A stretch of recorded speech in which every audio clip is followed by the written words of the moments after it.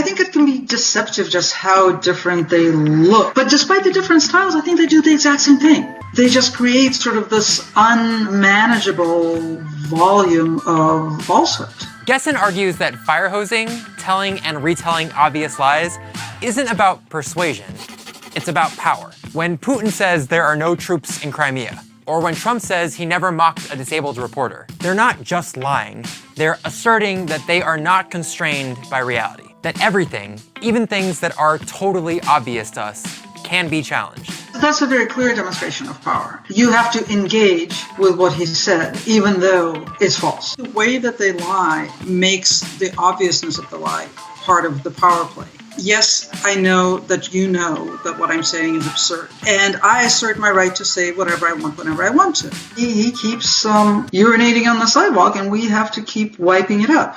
Not the sidewalk, the living room rug. Our knee-jerk reaction to lies like this is to fact-check them. Fact-checkers are having a field day with this one. President Obama did not found ISIS. He was not wiretapped. There was no warrant out. It is not the biggest tax cut in U.S. history, as the fact-checkers have noted. But if the goal of fire hosing is to assert power, fact-checking misses the point. There's nothing quite so humiliating and disempowering as trying to prove the truth. Think of a schoolyard bully who says, "Why are you hitting yourself? Why are you hitting yourself?" Degrading you by forcing you to argue the obvious. "Why are you hitting yourself?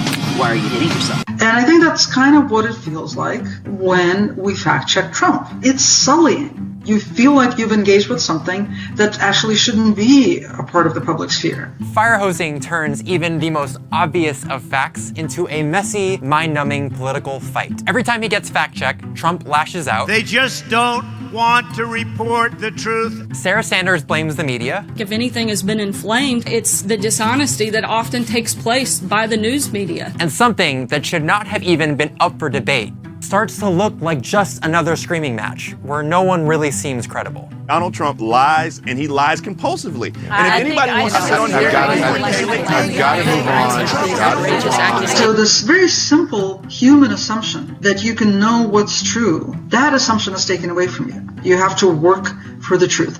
And the hope is that, yeah, you'll get exhausted and you'll eventually give up.